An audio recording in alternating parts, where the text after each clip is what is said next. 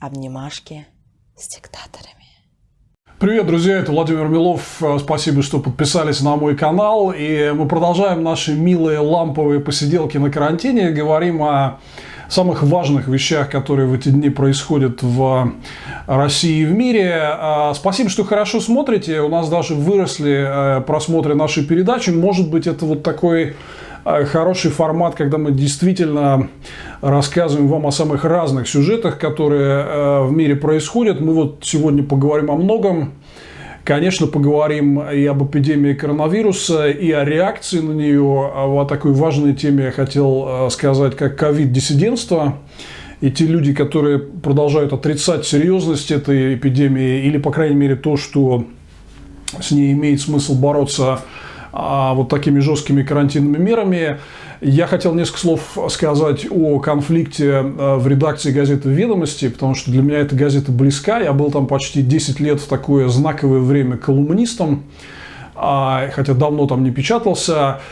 Конечно, хотел поговорить о Михаиле Саакашвили, который вот сейчас, его там очередное уже, не помню какое по счету, хождение в политику.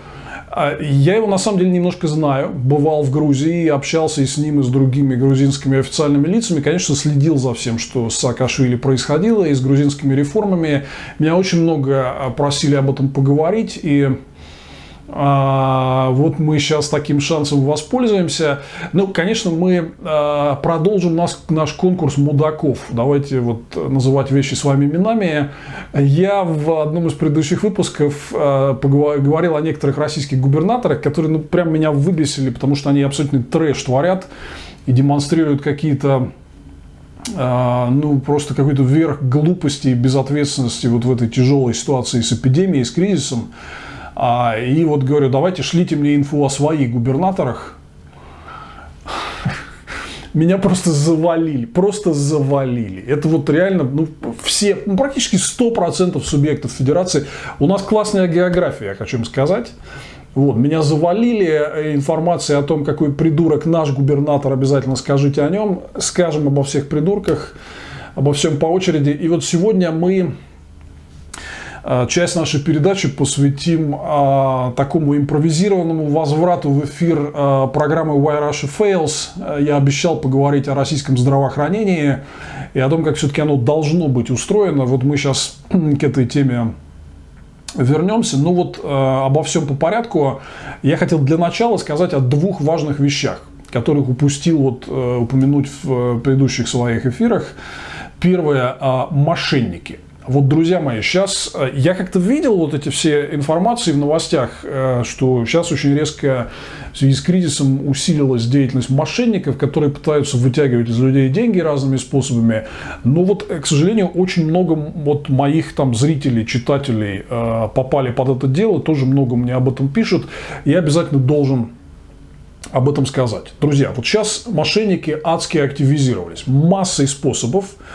Но, наверное, там самые два распространенные. Первое, это вот вы, наверное, видели очень много рекламы в интернете. Я был в шоке, когда увидел, типа, прямые выплаты от правительства 100 тысяч на счет прямо сейчас. Я как в старом анекдоте, в Москве не идет такой спектакль, да, то есть у нас нет никаких прямых выплат от правительства 100 тысяч, я там кликнул, и там все сразу ясно. То есть, во-первых, куча ботов, в комментариях, ох, как это здорово, я прям сразу обратился, и мне тут же выплатили 100 тысяч, и, имя Джон Смит из Алабамы, да, но по-русски пишет, обратился к российскому правительству, оно сразу ему выплатило 100 тысяч, да. И смысл в чем? Что они разводят людей для того, чтобы якобы произвести выплату, они разводят людей на данные их банковских счетов, кредитных карт и дебетовых карт, и в общем, всем этим пользуются в своих нехороших целях. Вторая история, это, конечно, звонки от псевдобанковских работников, вы это все хорошо знаете, которые из вас начинают вытягивать всякую информацию, и много людей попадают тоже на это. Вот у меня просьба, просто распространяйте, пожалуйста, сейчас пошла информация от самих наших официальных банков, да, у них на сайтах это можно найти. Пожалуйста, до всех, особенно пожилых родственников, распространять вот эту информацию. Первое, что якобы вот эта история с прямыми выплатами, которые сейчас ходят в интернете, это все вранье, никаких прямых выплат нет. И вы это хорошо знаете. Просто доведите эту инфу, что это вот такой вид мошенничества для всех, кого можно, чтобы люди не попадались. Ну и второе, когда вам звонят якобы из банков, очень многие люди ведутся, потому что сейчас же у многих кредиты, да, банки начинают сами инициативно. Мне вот говорят, там, мне срезают лимиты по кредитке, например. Там, да, все нормально, человек платил исправно всю жизнь, бац, ему Альфа-банк присылает письмо счастья, что типа мы вам уменьшаем лимит по кредитной карте. Ну и действительно сейчас много поводов для того, чтобы банки вам так или иначе позвонили. Поэтому многие люди, вот, к сожалению, берут трубку, да, вот начинают на это дело вестись. Здесь есть простой, очень простой принцип, как побороть мошенника. И вот просто расскажите о нем всем. Да, что первое, вы просто говорите: ребят, окей, я понял, да, но я сейчас не могу говорить, и я перезвоню вам в банк сам. Или, например, просто попросите их перезвонить там через полчаса. Вот тут вы сразу поймете, что это мошенники, потому что для банка нет никакой проблемы, что либо они перезвонят вам позже. Я сам, вот мне, например, у меня была история, когда мне, с одной стороны, блокировали карту. Я рассказывал, как мне блокировал карту Сбер за сбор донатов на вот эти выплаты по искам от структур московской мэрии за летние протесты прошлого года. Но там параллельно, значит, у нас, как всегда, в России страна контрастов. Да? Параллельно мне из Сбера названивали с тем, чтобы предложить мне обслуживание Сбербанк Премьер. Потому что у меня из-за того, что вот я начал собирать донаты, у меня выросли обороты по карте. И они смотрят, у меня там много денег, типа, давайте мы вам предложим там повышенную систему обслуживания Сбербанк Премьер. Вот мне, с одной стороны, названивали, что мы вас сейчас заблокируем, то, что вы все нарушили, а с другой стороны говорят: у вас хорошие обороты, мы вам сейчас уровень повысим, да, такая веселая девушка. Ну, я ей говорил, там, перезвоните потом. Она говорит: хорошо, да, когда вам удобно. То есть для банка это никакая не проблема. Связаться с вами позже. Вот как только вам начнут говорить: нет никаких потом, вот только it's now or never, да, только сейчас и больше никогда, это значит мошенники. Ну вот и, короче, главное, ребят, не ведитесь, постарайтесь, особенно своих пожилых родственников предупредить. Пожалуйста, сейчас очень осторожно по любым вот таким каким-то рекламным объявлениям, очень таким ярким, что вам дадут много денег, звонкам из банка. Сейчас очень осторожно с этим всем. Говорят, что мошенничество резко выросло. Вторая история. Мои друзья из Фонда защиты городских животных делают сейчас очень важное и архиполезное дело. Дело в том, что вот из-за карантина и самоизоляции сейчас людей на улицах мало. И особенно на улицу не ходят дисциплинированные люди, которые любят животных и подкармливают обычных городских животных. Городским животным нечего есть. Вот от кошечек и собачек, которые живут возле домов, до птичек всяких там в парках, уток и так далее. Да? Это действительно очень серьезная проблема. Городским животным грозит голод и буквально массовая физическая смерть, вымирание.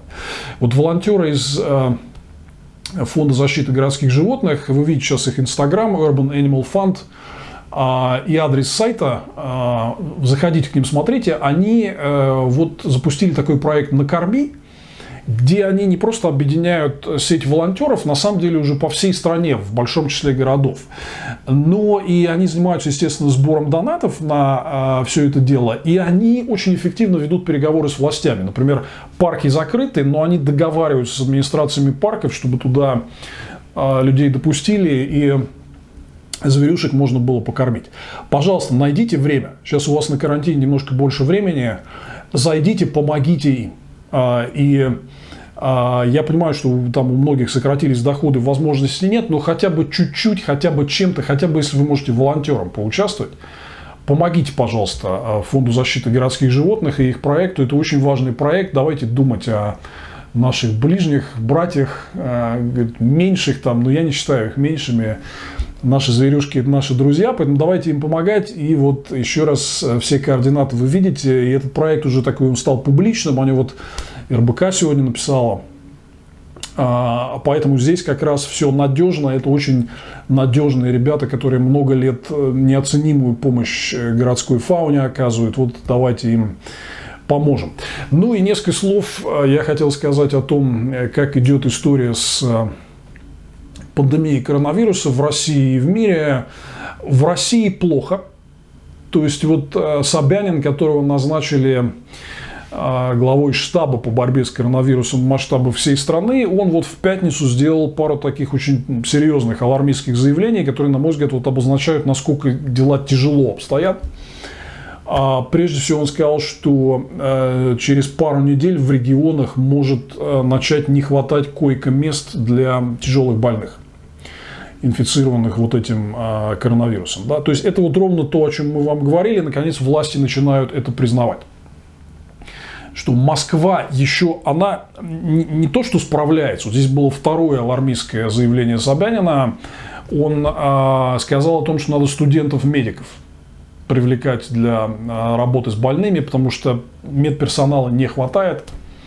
Все, как мы вам и говорили. И как мы вам и говорили, в регионах ситуация с обеспечением медицинским оборудованием, койками и врачами гораздо хуже. И вот Собянин уже на официальном уровне это признал, что в буквально ближайшие пару недель ситуация в регионах с нехваткой койко-мест может приобрести катастрофические масштабы, а денег откуда им взять? То есть это Москва чего-то сделала и срочно перепрофилировала больницы и что-то там достроила, потому что у Москвы 3-триллионный бюджет. А у регионов-то нету 3-триллионного бюджета. У них, собственно говоря, там весь консолидированный бюджет субъектов Российской Федерации, это там, сколько там, 3 Москвы, да, вот вся Россия. Вот так у нас, мы, кстати, делали здесь большую передачу Why Russia Fails про невероятную, конечно, концентрацию ресурсов в Москве, да, вот, поэтому здесь ситуация такая очень-очень тяжелая, и вот переползание этой эпидемии в регионы может действительно иметь такие катастрофические последствия. В этой ситуации, вот про мудака недели я хотел сказать, это у нас губернатор Калининградской области Антон Алиханов, который, несмотря на все эти риски, принял решение снимать карантин с Калининградской области с 29 апреля. Молодой мальчик 86-го года, в этом возрасте нет как бы самому по себе ничего плохого, но, кстати, это вот случай, один из многих, который показывает, что возраст – это еще не гарантия того, что раз вы молодой, значит вы прогрессивный. Алиханов – это просто дурак. Просто дурак. То есть это человек, который, у него постоянно слетает что-то с языка, там, ну вот один из последних перлов, из-за которого был скандал в Калининградской области, вот он ляпнул, типа, если вам не хватило места в детском саду, это не мои проблемы, это ваши проблемы. Цитата губернатора Алиханова. Вот он сейчас снимает карантин. Оставляет его только для пожилых людей и людей, инфицированных вирусом. Полностью снимает все ограничения в ситуации, когда даже Собянин вот признал, что в регионы идет очень тяжелая ситуация, им сложно будет справляться. Ну, честно говоря, ну как вот это понять, да? Алиханов это чувачок такой, ну то есть вот ему там, сколько ему там, 34 года, да, значит, 33 там. Он никогда реально не работал на серьезных публичных должностях. Он был клерком сначала в Минюсте, потом в Минпромторге, и вот по протекции, я так понимаю, Чемезова стал губернатором несколько лет назад. Ну, что я могу сказать? Вот просто еще раз погуглите Алиханов скандал. Этот человек просто с первого дня, как воцарился исполняющим обязанности губернатора Калининградской области, это человек-скандал. Как помните, у Земфира была там песня «Девочка-скандал». Да? Вот это мальчик-скандал, Антон Алиханов. Вот он, значит, решил побыть тут пионером Павликом Морозовым и поставить под риск всю Калининградскую область, сняв там карантин. Ну, что здесь можно сказать, калининградцы? Я думаю, что вы здесь все-таки должны ответственно к этому подойти. Я понимаю, что люди от карантина устали, но сейчас еще не время.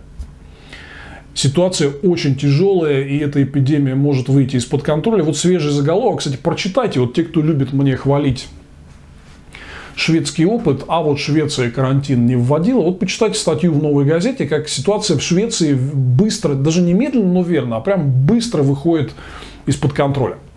Потому что Швеция решила, значит, пойти по особому пути и таких вот жестких мер карантина, как в других странах, не вводить. Там ситуация прям плохая, мы об этом говорили в прошлых передачах, и она становится еще хуже. Да? Вот что бывает, когда жесткие меры карантина не соблюдаются, при этом шведы, смотрите, здесь еще от России отличие в чем? Что шведы – это все-таки дисциплинированная нация. То есть им сказали, мы вам ограничения не вводим, но держите социальную дистанцию. Большинство ее держит. Да? Ну и, значит, вот уважаемые, любимые всеми деревни Гадюкино, да, можете представить, как у нас, вот если снять сейчас полностью карантин, как все это будет происходить. Да? Кстати, вот Собянин сообщил о том, что в Москве возобновилось число новых заражений. Эти вот данные пришли через несколько дней после вот этого всего спектакля с метро, когда они устроили трэш и плотные очереди на входе, когда у всех проверяли эти цифровые, так работают цифровые технологии по-русски, стоит мент, и, значит, у толпы, которые без всякой самоизоляции стоит плотно друг к другу, значит, вот проверяет этот цифровой пропуск.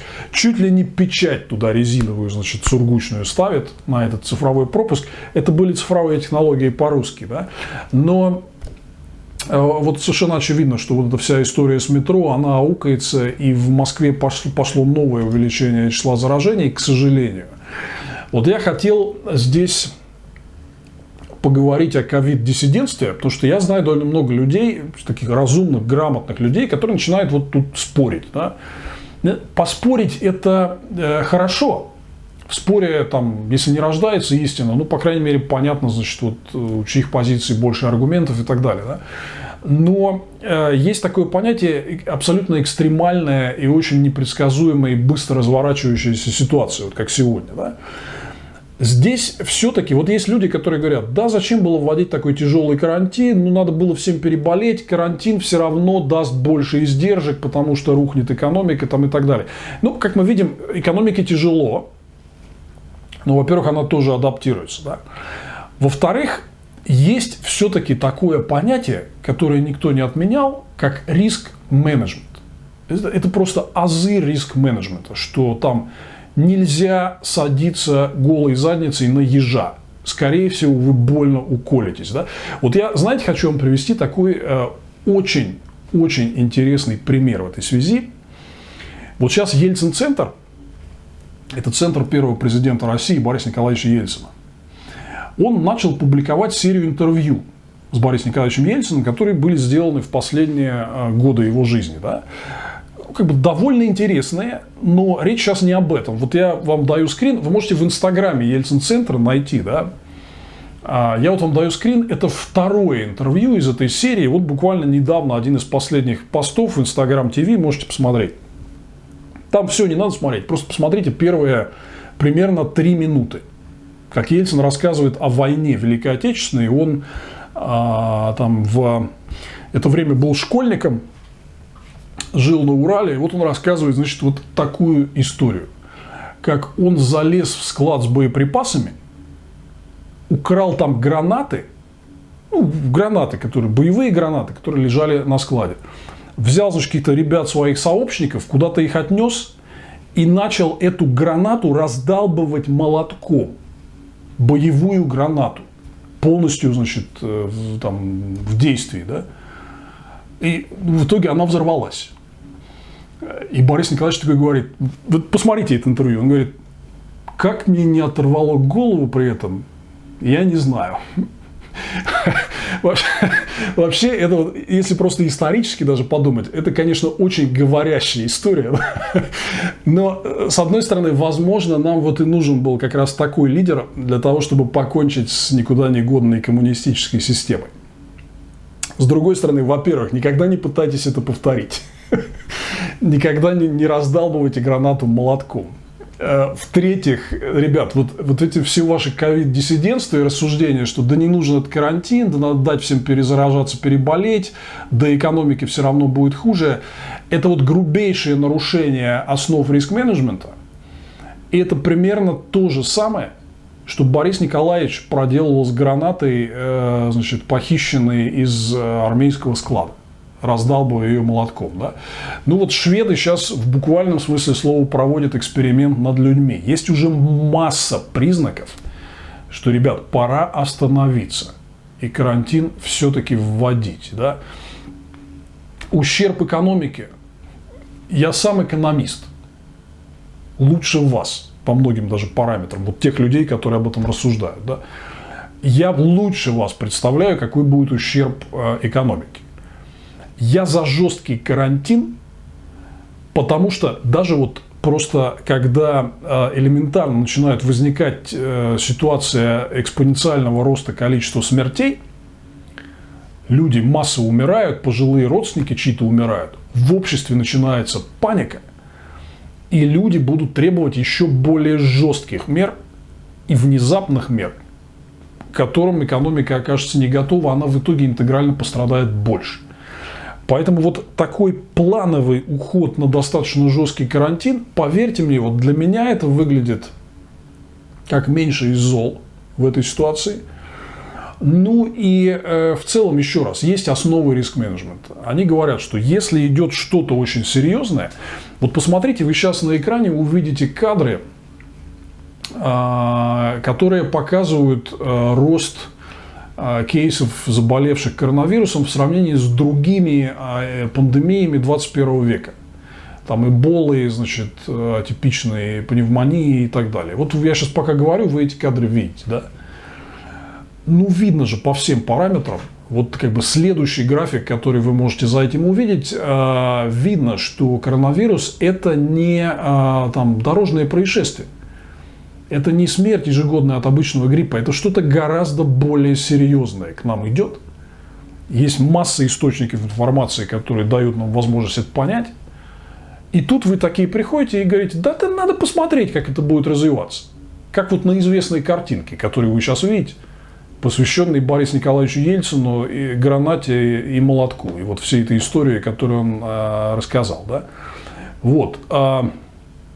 Поэтому, друзья, просто исходя из элементарного риск-менеджмента, есть такая формула: береженого Бог бережет. Лучше поберечь себя, поберечь людей, поберечь ту же экономику от возможных дальнейших шоков, которые могут быть очень серьезными. Ну и в целом тут еще и моральный выбор такой. Вот я показывал вам этот график, и давайте посмотрим его еще раз, как британцам задали вопрос, а что важнее, спасти каждую жизнь или экономику? Ну и подавляющее большинство правильно ответил на этот вопрос. Отвечайте на этот вопрос правильно, а ваше ковид-диссидентство, что типа нас обманывают, это все заговор, это обычный вирус, поверьте мне, я врач баба Маня со стажем, да, ребятки, это противоречит основам риск-менеджмента. Потому что если вы окажетесь неправы, и ситуация будет действительно серьезной, и оказалось, что надо было карантин вводить, то вам нечем будет ответить. Нечем будет ответить. Это так же, как с глобальным изменением климата. Можно сколько угодно насмехаться над Гретой Тунберг и говорить, ахаха, где вы, значит, будете брать там энергию для того, чтобы отапливать ваши дома. Это можно сколько угодно делать.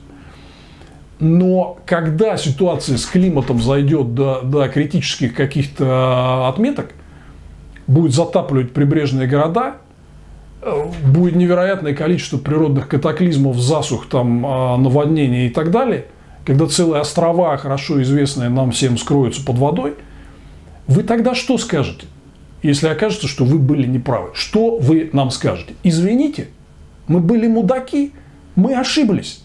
Да, надо было вводить карантин. Нет, ребятушки, вот нет, извините. Дорогие товарищи ковид-диссиденты, вот уже будет, в этот момент уже будет поздно. Поздно пить боржоми. И еще раз возвращаюсь к тому, что элементарные законы риск-менеджмента нам показывают, что если можно принять меры предосторожности, то лучше их принять. И вот это как раз тот случай в связи с серьезностью явно этой эпидемии, когда лучше здесь не шутить. Обнимашки с диктаторами.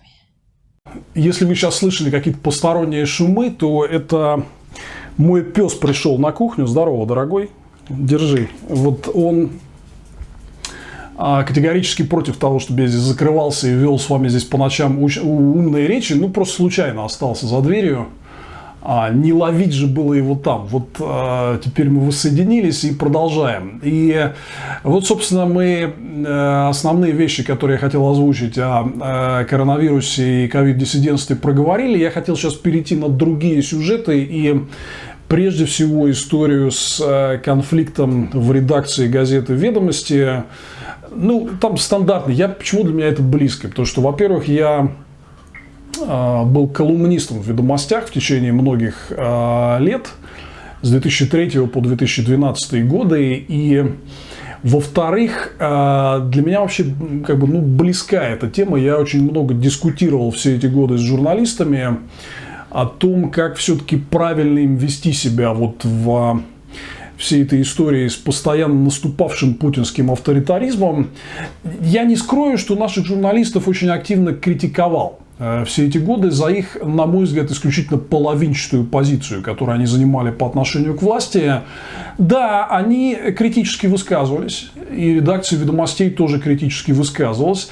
Но, понимаете, вот я напомню, например, как все это дело обстояло, скажем, в конце 80-х годов, когда мы вели борьбу с диктатурой КПСС. Тогда у нас тоже стала появляться некая независимая пресса в России. И эта независимая пресса, она тоже там как-то критиковала всех как хотела, но она всегда очень четко занимала одну правильную сторону. И она поддерживала тех политиков, которые выступали против КПСС. В итоге, например, это привело к тому, что вот очень серьезная поддержка независимой прессы обеспечила демократической России, скажем, победу на парламентских выборах 90-го года. Демроссия, по сути дела, смогла там доминировать в российском парламенте, и это привело вот через шаг к реальным политическим переменам. При том, что журналисты, они тоже они критиковали тех, кто там в эту Демроссию входил, там входило много странной публики и так далее. Но при этом всегда был такой очень четкий императив, что мы поддерживаем тех, кто против КПСС. И в итоге это привело к политическому успеху. Люди читали прессу и понимали, что делать. К сожалению, в последние 20 лет российская пресса, даже вот независимая пресса, которая вроде как и критиковала власть, но она занимала такую половинчатую позицию. Она говорила, во-первых, и это был лендмарк газеты «Ведомости», она говорила, во-первых, мы про бизнес. Да, мы можем высказаться про политику, но в целом мы про бизнес. И в общем, мы стараемся поддерживать такую равноудаленную позицию там, от всех. Да, вот Путин сделал что-то не так, вот эти сделали что-то не так. Да? Но мы в целом, мы журналисты, мы третья власть, там, какая она, четвертая власть, да? Мы равноудаленные, мы пишем про бизнес, но вот иногда комментируем вот эти вот сюжеты. Кстати, если вы читали «Ведомости», то вы всегда могли убедиться, что там довольно острая критика власти есть только на одной полосе мнений, где печатаются в основном не журналисты, а посторонние люди. Эксперты, комментаторы какие-то и так далее. А вот именно в журналистских статьях там со временем шла очень сознательная такая вот, «Ведомости», к сожалению, на мой взгляд, были одними из пионеров самоцензуры. Да? Которые не называли своими именами многое из того, что происходит. А пытались это обернуть в какую-то оболочку, там вот Роснефть провела IPO, там ВТБ провел IPO. А то, что они жулики и воры, там невозможно было прочитать словосочетание «партия жуликов и воров». Да? И вы знаете, я понимаю, конечно же, у журналистов есть такое отношение, что мы же должны быть объективными. Мы же должны всем сторонам дать высказаться. Вот это ваша политическая точка зрения, а это ваша. Мы должны это все балансировать. Ребят, это все очень хорошо. Но это хорошо в ситуации, когда у вас есть хоть какая-то работающая демократия, демократические правовые институты, которые защищают ваши права. Да? Когда у вас диктатура, вот делать вид, что вы в какой-то нормальной демократической стране изображаете из себя эту равноудаленность, это странно. Это странно. Вот пресса конца 80-х вела себя не так. И это была одна из причин, почему мы победили диктатуру тогда. Да? И здесь еще вот эти постоянные дурацкие измывательства над оппозицией. Что типа, вот у Навального якобы нет конструктивной программы. Ребят, понимаете, я хочу вам такую сказать простую вещь. Мы можем вам не нравиться. Вот мы оппозиционные политики. Но мы, уважаемые журналисты, это единственная для вас соломинка, единственная, которая может вытянуть вас из всего этого кошмара. Вот если нет оппозиционных политиков, а есть только независимая пресса и Путин, то все, это смерть. Путин вас сожрет. Вы не имеете против него никаких шансов. Ваш единственный шанс – это мы. Вам надо было сразу все эти 20 лет поддерживать оппозицию. И не писать, что Навальный там маргинальный политик, значит, у которого нет экономической программы. А прямо говорить. У нас идет и наступает семимильными шагами диктатура. Вот единственные люди, которые реально могут противостоять тому, чтобы Россия стала диктатурой или вернуть нам свободу. Это вот это оппозиционные политики, какими бы они ни были.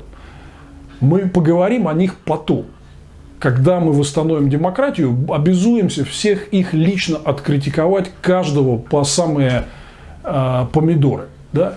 Но сейчас мы не будем занимать равноудаленную позицию. Мы за них. Независимая пресса конца 80-х четко обозначала свою позицию. Она была за демократическую Россию против КПСС. За коалицию демократической России. Это не просто понятие. Это была такая вполне очевидный избирательный блок, который противостоял КПСС на выборах. Вот так вела себя независимая пресса конца 80-х. И Россия победила диктатуру, которая была более сильной, более укрепленной институциональной, более гадкой и жестокой диктатурой, чем нынешняя. Нынешняя это так. В общем, мафиозные цветочки с Росгвардией и ОМОНом. Да? А тогда это была серьезная история. На все, у КГБ надо было на все разрешение спрашивать.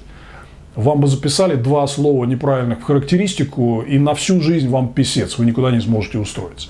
Вот это была диктатура всем диктатурам диктатура. И мы ее победили.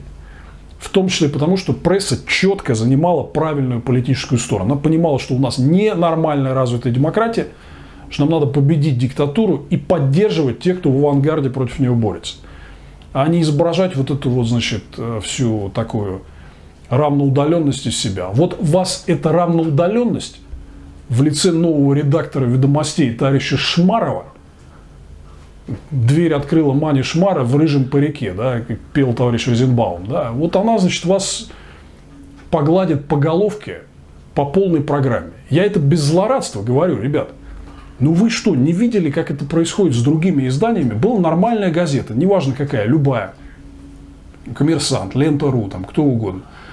Бац, ее, значит, начали кремлины давить, ее там владелец кому-то продал, пришел новый хозяин, сменил редактора, всех выгнал нахер и ввел цензуру.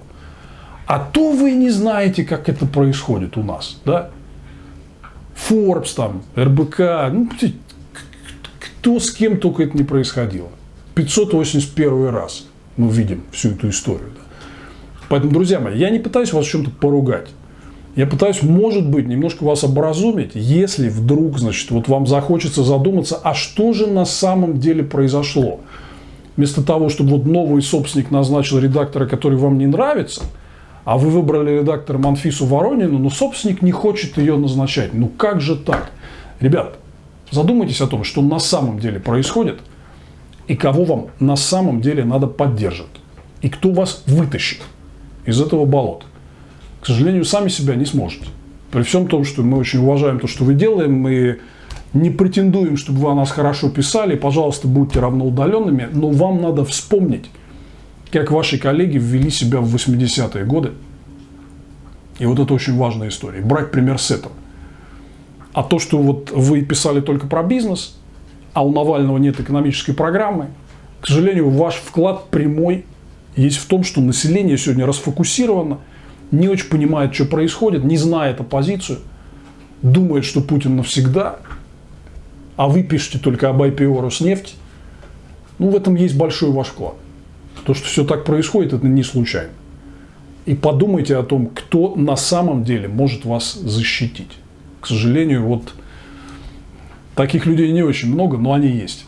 Подписывайтесь на мой YouTube-канал. И еще один важный сюжет, о котором я хотел поговорить, это вот назначение Михаила Саакашвили вице-премьером Украины, у нас реально фигура Саакашвили носит такое символическое значение в России, то есть он считается одним из флагманов реформ на постсоветском пространстве, и Грузия таким эталоном успехов реформ. Очень многие, вот буквально вот те, кто нас слушает, смотрит, прям пишут, вот если бы пришел Саакашвили, все бы сразу расцвело.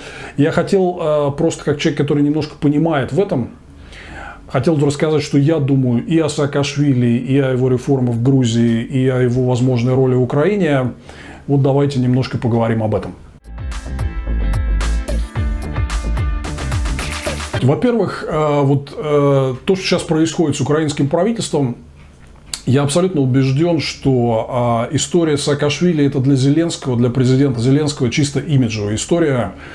То есть он хочет как-то приподнять подмоченный имидж, потому что последние 2 месяца были для него очень неудачными.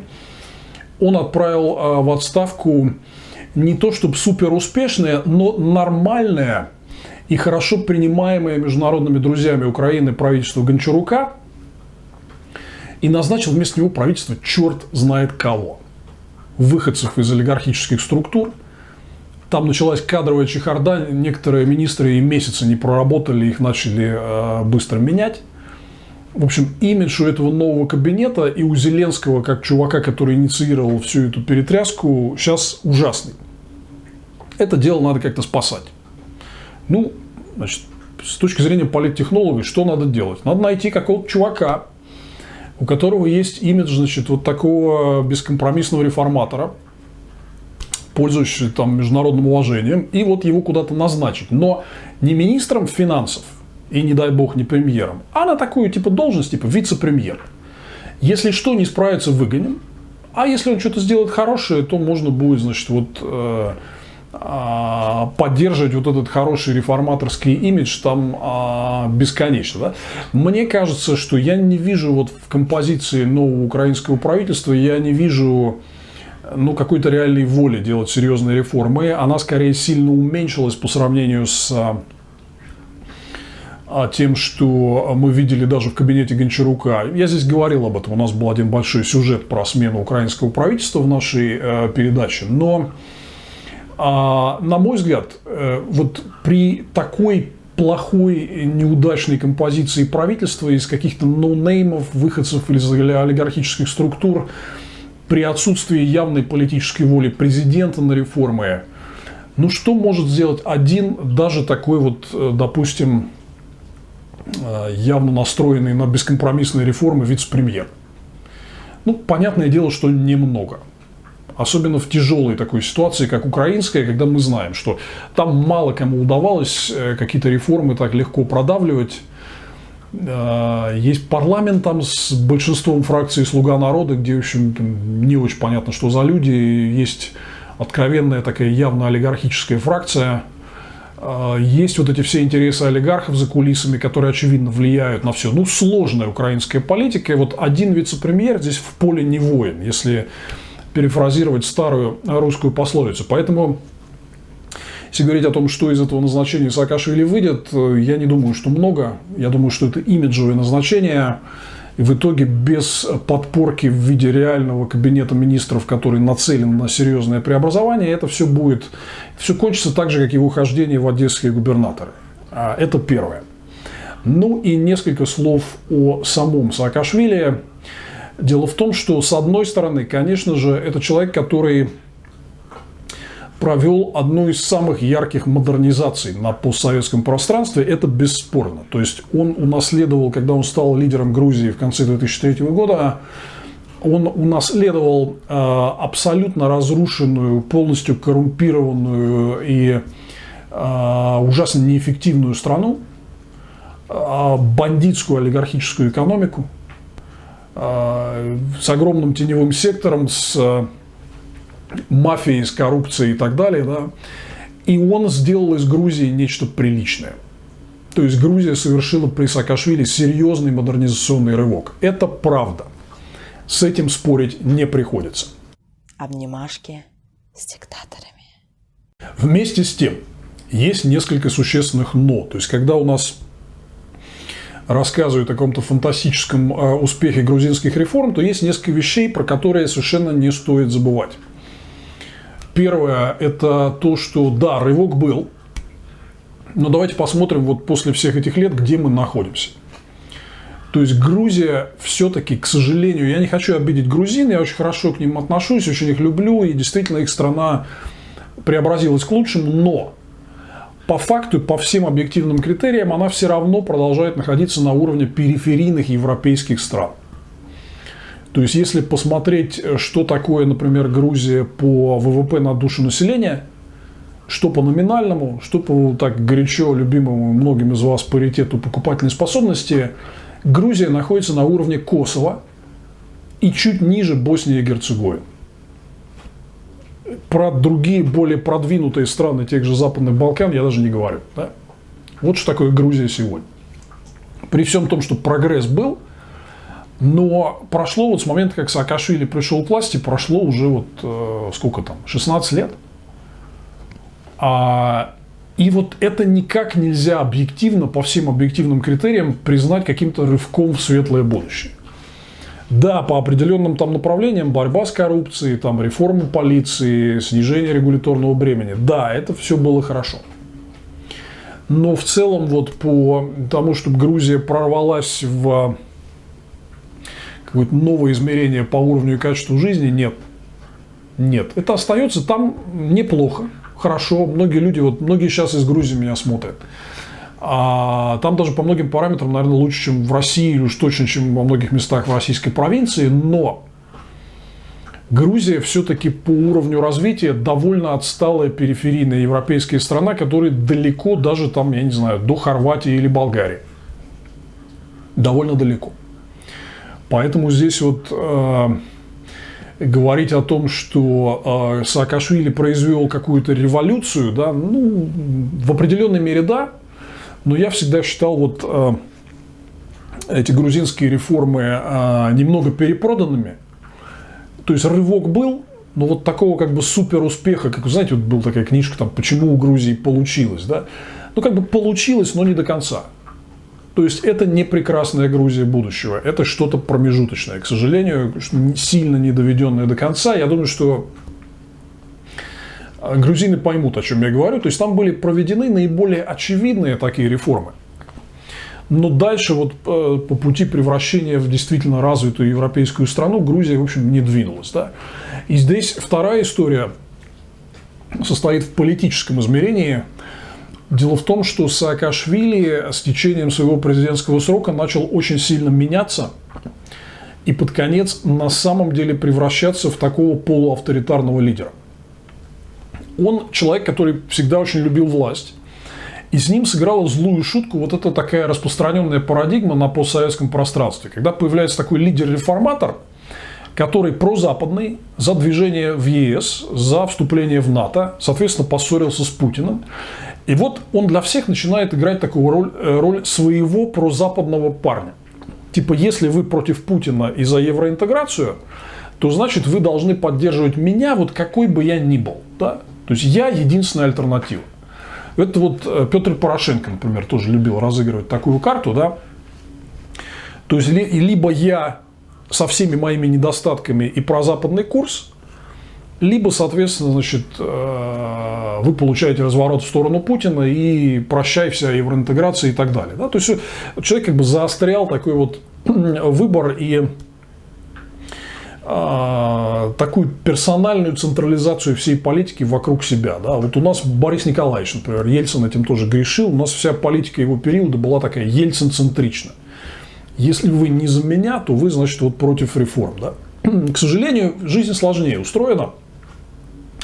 И в какой-то момент так получилось, что Грузия начала превращаться в страну с очень серьезным таким персоналистским режимом личной власти Саакашвили.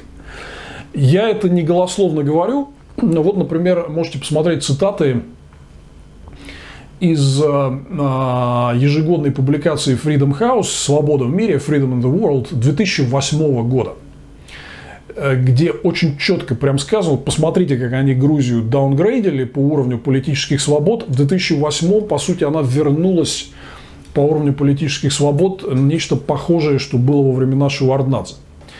Потому что Саакашвили укреплял свою власть, и вот как здесь сказано в отчете Freedom House, маргинализировал оппозицию.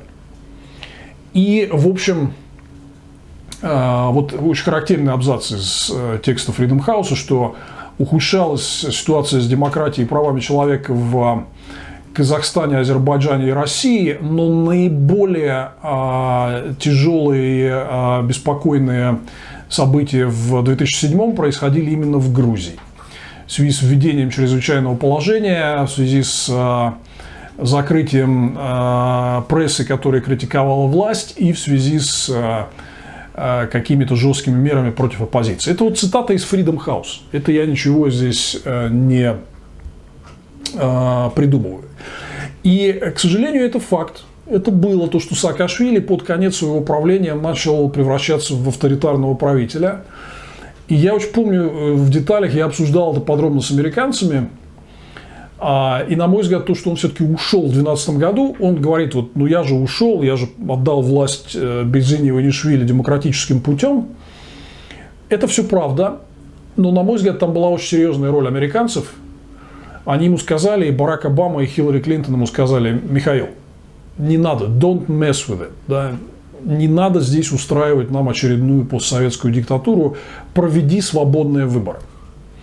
И вот здесь то, что Саакашвили ушел, и вот его наследие достаточно расколото, то есть половина его там боготворит, половина ненавидит, условно говоря, да, и его политические преемники никак не могут, в общем-то, составить конкуренцию, и несмотря на все неуспехи, по сути, вот этой грузинской мечты во главе с Бедзиной Иванишвили за 8 лет правления, они заморозили страну, никуда ее не двинули.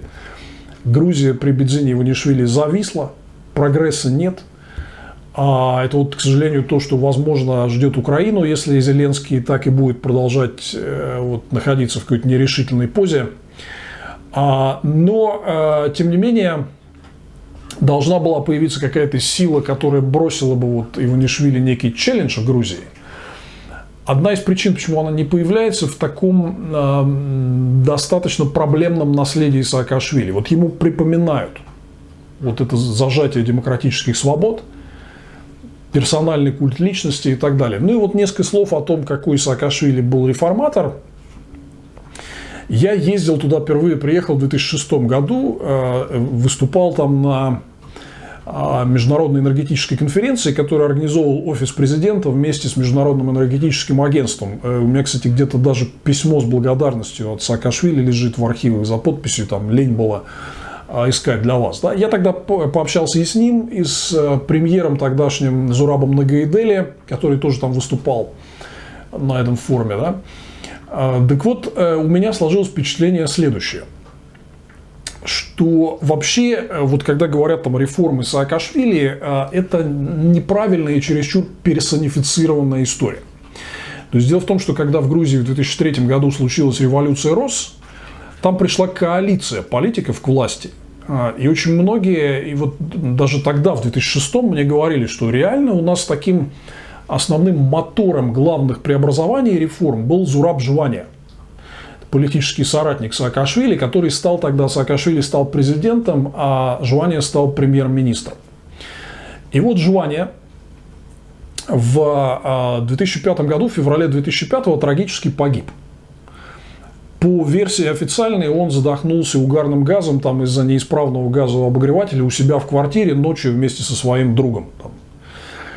Я как бы не хочу в эту историю влезать, там есть конспирологические версии и так далее. Но я в Грузии очень много, вот еще в те времена, когда были реформы, Саакашвили, вроде все хорошо, я очень много слышал таких отзывов, что все-таки основным локомотивом реформ был Зураб Жвания. И очень значительная часть заслуг, связанных с быстрыми преобразованиями, надо все-таки по справедливости приписывать ему, а не Саакашвили.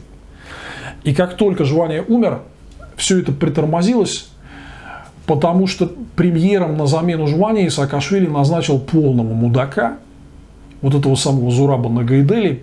Еще раз, я с ним был знаком. Это Нагайдели после агрессии России в Грузии, он начал в гости к Путину ездить. и подписывать там бумаги о дружбе с партией «Единая Россия», встречался с Путиным, говорил, что что-то мы зря вот с Путиным поссорились, надо мириться и так далее. Но вот в те годы он был с 2005 по 2007 годы премьером Грузии, если не ошибаюсь по цифрам. До этого он был министром финансов у Шеварднадзе. Абсолютно такой никчемный, пустой функционер, который, вот, собственно, был, когда реформатор Жваней умер, Саакашвили его поставил как своего лояльного чувака на пост премьера. И, на мой взгляд, там очевидно, в 2006 году было видно, что момент уже там чуть подсдох. То есть ключевой в реформах был там первый год-полтора, а после этого все немного затормозилось. И здесь вот очень много говорят про роль покойного Кахи Бендукидзе в этих грузинских реформах. Я лично тоже думаю, что она немного переоценена, потому что Каха был министром экономики только меньше первого года в правительстве Жвания. Потом он перешел на такой пост госминистра по реформам. На мой взгляд, бывшего бюрократа, это все-таки похоже на такой министр без портфеля, да? Просто вот как бы об всем, да? Это не министр финансов. Это не министр приватизации. Да? Вот, поэтому роль Кахи Бендукидзе, она, конечно, в Грузии была важная, но она скорее была связана с таким общим идеологическим началом и направленностью действий власти. А вот после того, как умер Зураб Жвания, было видно, как в правительстве все большую роль получили функционеры. В главе с этим вот Нагайдели, который потом стал с Путиным шашни водить. Да? Поэтому, вот, на мой взгляд, если серьезно анализировать то, что Саакашвили делал, первое, что вот качественные результаты, они не такие большие. Я еще раз напомню, что уровень развития Грузии – это вот на уровне самых отсталых стран Западных Балкан, Косово и Боснии. Второе – это то, что реформы, очевидно, вот после смерти первого премьера при президенте Саакашвили Зураба Жвания, и после смерти Жвания реформы, очевидно, пошли на торможение. Это было прям заметно. Да? И третье, то, что при Саакашвили начался авторитарный тренд, который привел к росту его непопулярности и в итоге к тому, что он потерял власть. Саакашвили начал зажимать права и свободы и превращаться под знаком вот этого прозападного такого харизматичного лидера, по сути, в такого полудиктатора. Да? Ну, все это немножко с него сдувает вот образ такого самого классного реформатора на постсоветском пространстве, да? И в этом смысле, конечно, его определенные заслуги перед Грузией отрицать трудно, и его политику как модель модернизации на постсоветском пространстве тоже невозможно отрицать. Но когда вот начинают говорить, что Саакашвили такой волшебник, который прилетит там на вертолете и бесплатно покажет кино, прям к чему он не прикасается, все, значит, сразу превращается в золото, ну, это очевидно не так. Это не в Грузии было не так. И когда его Порошенко назначил главой Одесской областной администрации в Украине, ну, я писал об этом открыто, что, типа, ребят, это кончится все. То есть, он один, сам по себе, вот он историческая фигура, да, для Грузии, наверное, даже великая, но он сам по себе не несет такой огромной содержательной нагрузки, как об этом принято говорить. И вот в итоге вы знаете, что в Украине это все кончилось ничем, там, адскими скандалами, отсутствием результатов и как бы все, финишем. Да? Поэтому у меня просто совет такой. Я там не то, чтобы как-то плохо отношусь к Саакашвили, я реалистично отношусь к Саакашвили. Саакашвили – это больше бренд, чем реальный человек, который может что-то сделать. И вот касаемо его назначения, нового вице-премьерского назначения в Украине, ну вот могу ему, если бы у нас была музыкальная передача, я бы ему поставил сингл такой классической британской группы The Who, который называется Let's See Action. Давайте увидим какие-то действия, да. Вот. И, собственно, болтовня – это ничто, а действие – это все. Поэтому, еще раз, мне кажется, что при нынешней композиции вот правительства и власти в Украине один вице-премьер ничего не решит. И в целом фигура Саакашвили, вот она так, как великого реформатора, она так переоценена. Там гораздо более сложная была в Грузии история. Я лично считаю, что гораздо более эффективным, деятельным и результативным реформатором был Зураб Жвания, который вот трагически погиб через год с небольшим после революции РОС. Ну а Саакашвили, да, его заслуги неоспоримые, но он начал портиться через какое-то время, и реформы начали тормозиться, и он в большей степени стал превращаться в такого авторитарного лидера, который поддерживает собственный культ, что довольно ярко проявилось на Украине. Ну вот не знаю, как будет это новое пришествие, посмотрим, но вот я свое мнение на эту тему высказал. И последнее, о чем я сегодня хотел поговорить, это вот о российском здравоохранении. Мы сейчас на примере вот этой эпидемии коронавируса наблюдаем его такой глобальный кризис, да, то есть оно, очевидно, трещит по швам, потому что путинская власть в течение 20 лет его не развивала никак. Здравоохранение у нас было традиционно на подножном корму в роли такой нелюбимой Золушки.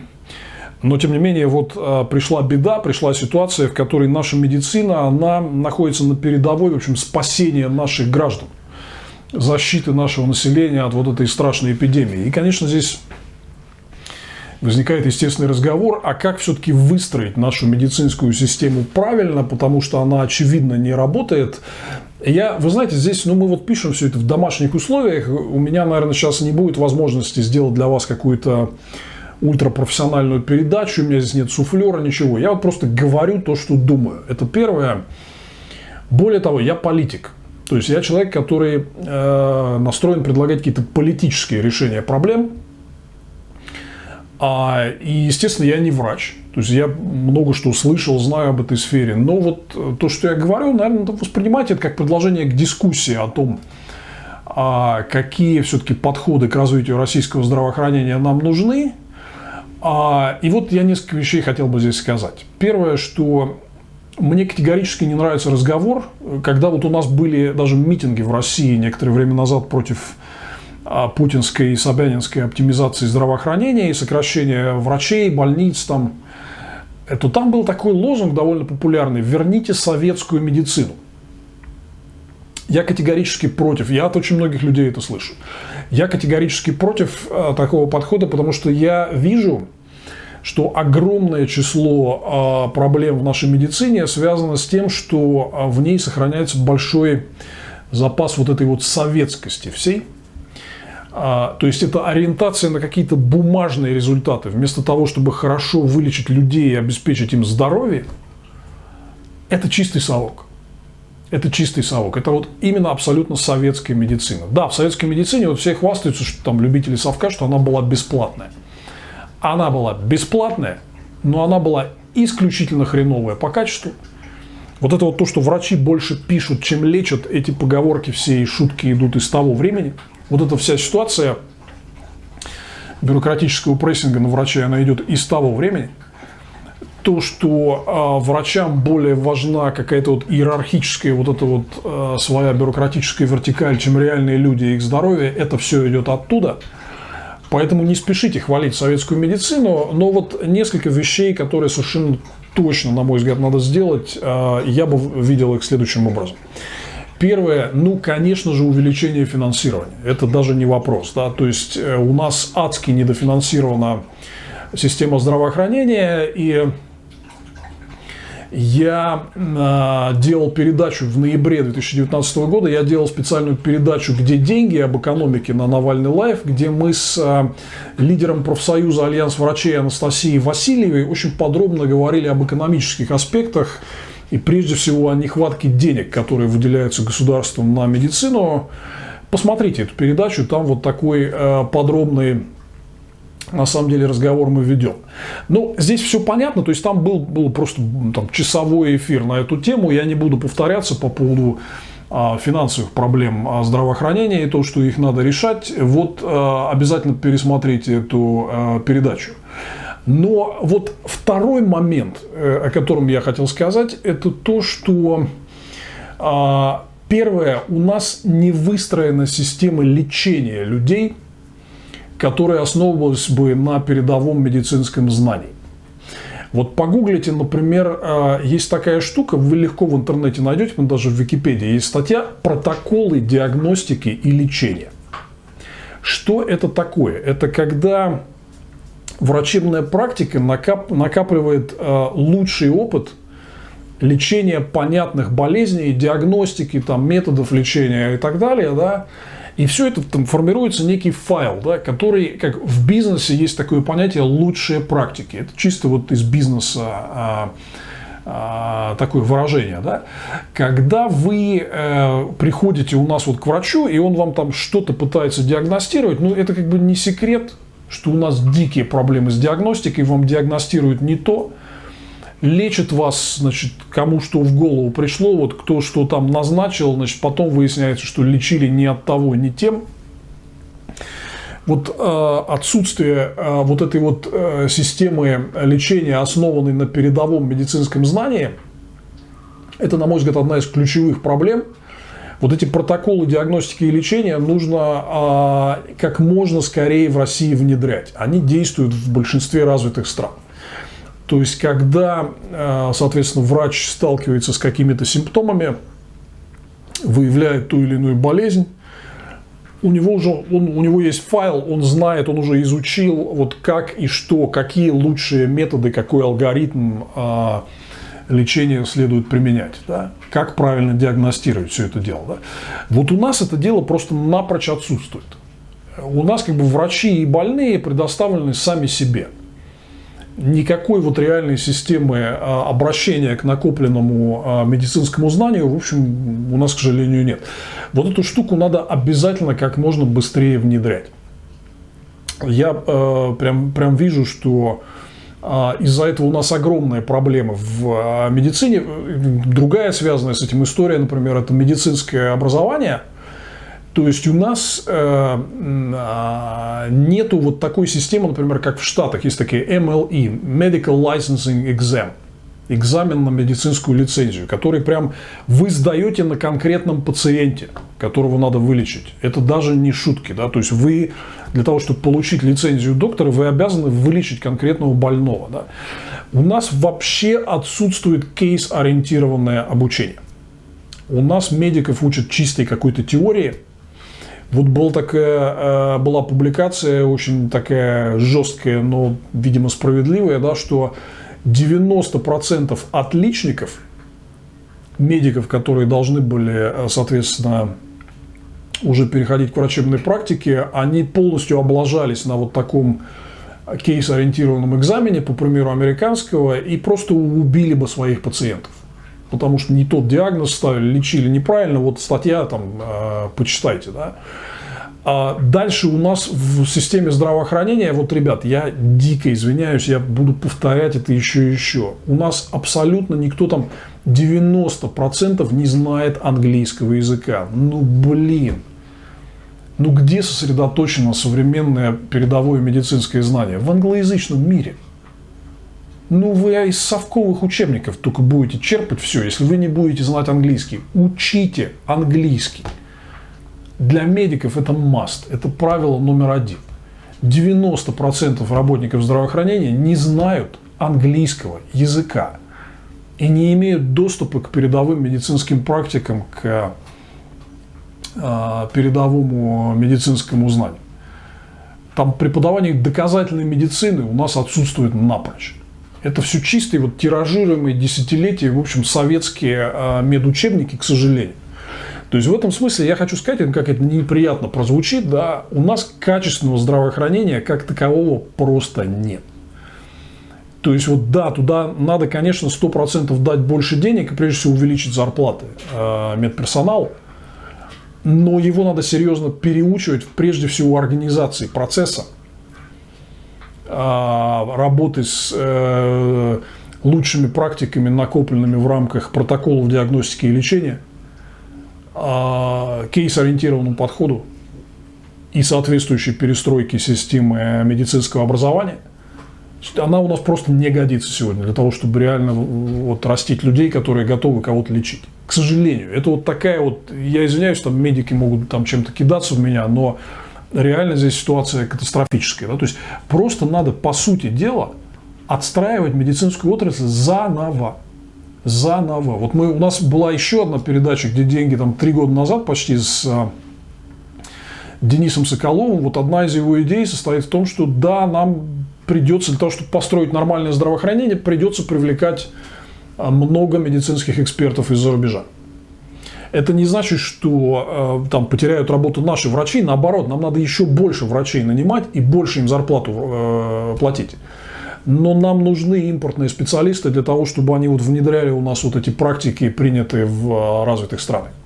Нужно все это интегрировать друг с другом, чтобы там возникал такой микс, такая синергия из нормальных, здоровых международных практик лечения. Обнимашки с диктаторами. И еще такой момент – это все-таки стимулирование правильного поведения нашего населения и заботы о собственном здоровье. Это важнейшая вещь. Без этого не будет вообще ничего. Вы знаете, когда русские люди идут к врачу, особенно мужчины, когда уже все начинает отваливаться. Просто в прямом смысле слова. Ой, доктор, у меня что-то вот нога отвалилась, а нельзя обратно ее пришить, да? А вторая тоже что-то шатается, похоже, отвалится скоро. Кстати, эта культура возникла еще в советское время, потому что там поход в поликлинику или тем более лечь в больницу, это было такое тяжелое дело, что люди прям вот оттягивали это все, это было очень неприятно. Вот сейчас у нас масса сюжетов из-за коронавируса про больницы с тараканами. Welcome to my world, как говорится. Эти больницы с тараканами, они не в последнее время взялись при Владимире Владимировиче Путине. Не надо думать, что в 1985 году это были прекрасные сияющие больницы, а потом пришел Ельцин, все развалил с Гайдаром, и там завелись тараканы. Нет, дорогие мои, эти тараканы живут там очень давно. Вот ровно в таком виде, с протекающими потолками, они живут там примерно вот с тех самых пор. Да? Вот, поэтому, собственно говоря, советские люди никогда не любили нашу медицину, и это было взаимно. И это одна из вот привычек. То есть у нас люди категорически не любят. Ну вот, например, когда, скажем, я там первый раз зубы начал лечить в конце 80-х годов, там дырки пошли в подростковом возрасте, и вот эти вот советские стоматологи, значит, без обезболивающего, с неотцентрованным сверлом, у меня все развалилось там. Я боялся стоматологов как огня. Когда в 90-е, ужасные 90-е годы, когда все было прям так плохо, что представить себе нельзя, я вдруг увидел, что в эти самые 90-е годы у нас появились нормальные стоматологические клиники. Чистые, красивые, с вежливым персоналом, дешевыми ценами. Где можно прийти, тебе вколят обезболивающие, очень красиво и быстро все сделают. Я сам побежал по зубным врачам и все себе сделал. Вот когда медицина нормальная и качественная, ну так как бы нет никакого отторжения, да? Так вот, собственно, как все-таки приучить наших людей к тому, чтобы они следили за собой. Во-первых, я считаю, что нам надо переходить постепенно от вот этой амбулаторной системы поликлиник с тетями такими, вы знаете, да, о ком я, к системе семейных врачей. Когда вашу семью в течение длительного времени наблюдает там один или, может быть, там смена несколько врачей, но они как бы ведут вашу медицинскую историю и как бы примерно знают, что у вас, да. Вот. И постоянно, если вы здоровы, у вас ничего серьезного нет, вы как бы постоянно получаете мониторинг и результаты наблюдения за всем, и у вас справка, что вы проходите обследование, вы здоровы, у вас там все хорошо, да. Как стимулировать людей вот за собой следить? Экономическими мерами. Вот здесь, конечно же, должна заработать страховая медицина. Недостаточно только вливать бюджетные деньги. Бюджетные деньги – это важно. Я считаю, что на систему здравоохранения бюджетных денег не надо жалеть, как это делают страны, там, развитые страны Западной Европы или Канады или Израиль. Но страховая медицина должна работать по простому принципу. Чем лучше вы следите за собой, и чем больше подтверждений, что у вас со здоровьем все в порядке, то есть у вас нет запущенных болезней, которые потом тяжело и дорого лечить, а вы регулярно наблюдаетесь, это не вот эта вот совковая диспансеризация, да, которая, значит, вот ну-ка встал, разделся там к стене, значит, и так далее, как у нас там привыкли некоторые советские медработники разговаривать, да, а это нормально, приходит семейный врач, в спокойном режиме с вами все обсуждает, что-то там вам померяет, выпишет, значит, какие-то там вам анализы сдать и так далее. Да? И вы если проходите регулярное наблюдение, если у вас есть данные, что у вас все в порядке, вы следите за своим здоровьем, да, то вы дешевле платите за медицинскую страховку. Это ровно такая же ситуация, как с автомобилистами. Если вы в аварии не попадаете, то вам страховка будет стоить дешевле. Вот абсолютно такая история. Мне кажется, что систему экономических стимулов здесь для наших граждан, конечно, вот такую надо создавать. Если будут следить за своим здоровьем, издержки на медицину будут меньше, потому что люди не будут себя запускать, так как они привыкли это делать. Да? Вот. И развитие страховой медицины, оно создаст условия для развития частных клиник, частной врачебной практики, которая всегда будет лучше государственной, потому что она будет клиентоориентированной. Хорошо не сработаешь на клиента, не продашь свои услуги, да? А будешь плохо работать, всех накручивать там ценник, значит, и в какую-то ерунду там выписывать, к тебе не пойдут, и ты страховое возмещение не получишь, да? Соответственно, вот для того, чтобы появлялась эффективная клиентоориентированная частная медицина, нужно развивать медицину страховую. Это выгодно всем. Вот этим должно заниматься государство. Но оно, к сожалению, у нас оно просто убило это дело, да. То есть у нас все эти средства фондов ОМС, они пилятся.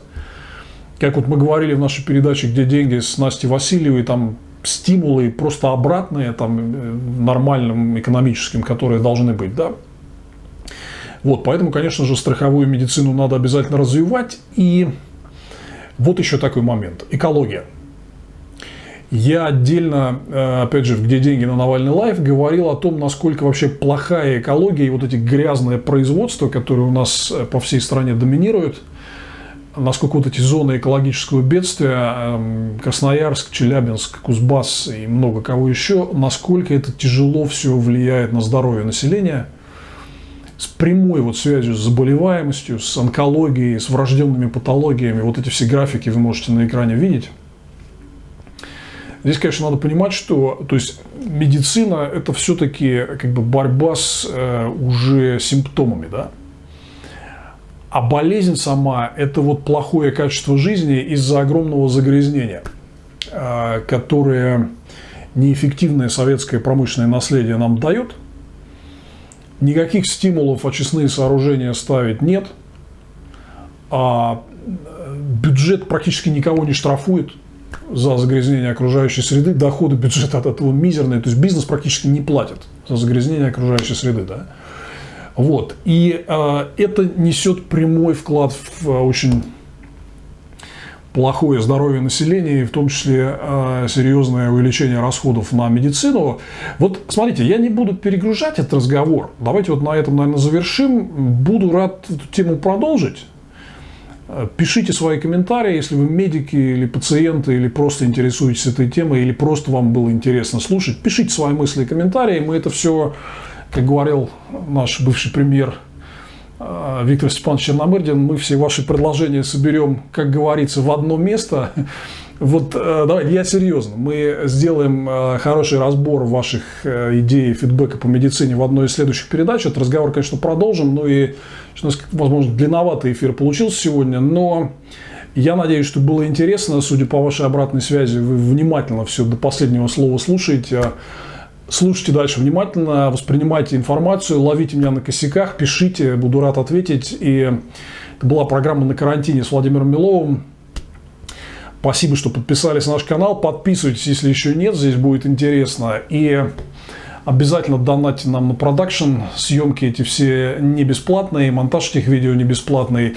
Я, к сожалению, вот понимаю, что сейчас многие из-за кризиса в тяжелой ситуации, не могу на вас там сильно давить с этим, но тем не менее нам хорошо донатят. Огромное всем спасибо. Хотел поблагодарить тех, кто финансово помогает нашему каналу. Спонсорская кнопка скоро появится. Там чуть не просто с Ютубом это решать, но тем не менее, вы все реквизиты можете найти в описании к каналу. Еще раз спасибо. Спасибо, что смотрели. Мы увидимся с вами через несколько дней. Обнимашки с диктаторами.